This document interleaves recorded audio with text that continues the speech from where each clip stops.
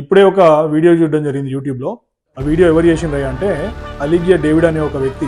ఆ పెద్ద మనిషి ఎవరయ్యా అంటే 1972 సంవత్సరం నుంచి, అంటే దాదాపు 52 ఏళ్ళ నుంచి అమెరికాలో స్థిరపడ్డటువంటి ఒక ఎన్ఆర్ఐ, న్యూజెర్సీ రాష్ట్రం.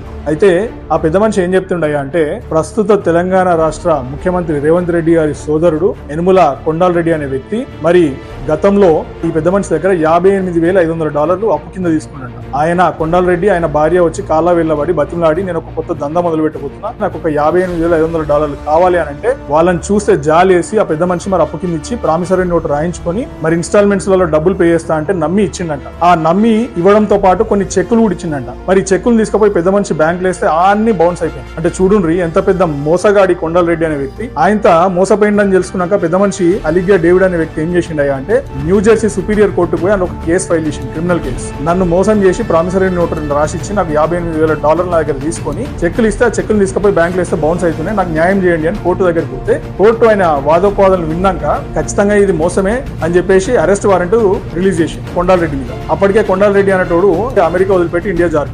ఆడ పోయిగా చిల్లర మల్లర దందాలు చేసుకుంటా రియల్ ఎస్టేట్ మాఫియాలలో ఏళ్లు పెట్టి వాళ్ళ రేవంత్ రెడ్డి వాళ్ళ అన్న పేరు చెప్పుకొని హైదరాబాద్ చుట్టుపక్కల లిటిగేషన్ ల్యాండ్ల మీద ఆర్టీఐ యాక్ట్ వేస్తూ మరి అట్లా తద్వారా ఒక రియల్ ఎస్టేట్ మాఫియా పెట్టి పోషించి అక్రమ సంపాదనకి దారి తీసింది. అయితే ఇక్కడటువంటి పెద్ద మనిషి ఈ రోజు ఒకటే మాట చెప్తున్నాడు, ఆ కొండాల్ రెడ్డి అనే వ్యక్తి రేపటి రోజున ఎప్పుడు అమెరికాలో అడుగు పెట్టినా గానీ న్యూజెర్సీ పోలీసులు అతన్ని తీసుకుపోవడం గ్యారంటీ, తీసుకుపోయి జైలు వేయడం గ్యారంటీ అంటున్నారు. ఒకసారి ప్రజలు గమనించండి, రేవంత్ రెడ్డి ఆల్రెడీ గతంలోనే చెర్లపల్లి జైలుకు పోయి శిపకుడు తిన్నటువంటి చరిత్ర గలటువంటి ఘనాపాటి. రేవంత్ రెడ్డి తమ్ముడు కొండాల్ రెడ్డి బౌన్స్ అయినటువంటి కేసులలో, అప్పులు తీసుకొని ఎగ్గొట్టినటువంటి కేసులలో జైలుకు పోయే స్థితిలో ఉన్నటువంటి వ్యక్తి.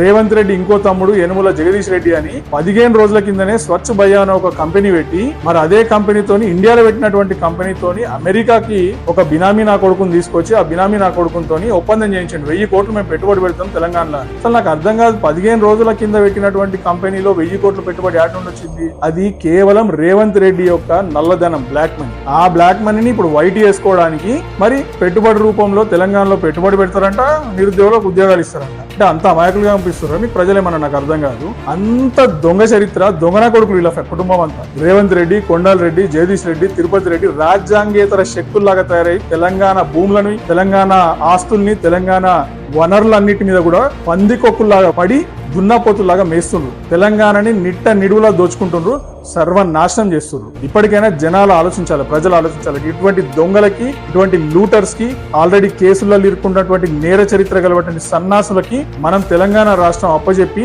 ఎంత పెద్ద ఘోరమైన తప్పిదం చేసినామో ఒకసారి ఆలోచించుకోవాలి. అటు జగదీష్ రెడ్డి అనేటోడు కంపెనీలు పెట్టి మోసం చేస్తాడు, ఇటు కొండాల్ రెడ్డి అనేటోడు ఆర్టీఐ యాక్ట్ వేసుకుంటా హైదరాబాద్ లో ఉన్నటువంటి ల్యాండ్స్ అన్ని కబ్జా పెడతాడు. ఇక అన్నగాడికేమో ఇక ముఖ్యమంత్రి పదవి ఉండనే, వాడికి ఆడిందే ఆట పాడిందే పాట, ఎడం చేత్తో దోసుకుంటే కుడి చేత్తో దోసుకుంటే మొత్తం తెలంగాణని నిట్ట నిలువుడా భ్రష్టు పట్టిస్తుంది. ఇలా పెట్టుబడులు అని చెప్పి మొన్న దావోస్ పోయి తెలంగాణ పరువు తీసిండు, వచ్చి రాని ఇంగ్లీష్ లో మాట్లాడి. అమెరికాకు వచ్చి ఇలా బోగస్ కంపెనీలు అన్నిటితోని అగ్రిమెంట్ చేసుకుంటుంది. నేషనల్ మీడియా ఇలా పసిగట్టింది. ఇలా నేషనల్ లెవెల్లో ఉన్నటువంటి ఛానల్స్ అన్ని కూడా రేవంత్ రెడ్డి తమ్ముడు జగదీష్ రెడ్డి చేసినటువంటి మోసాన్ని బట్టబయలు చేసిర్రు, ఇజ్జత్ తీస్తురు.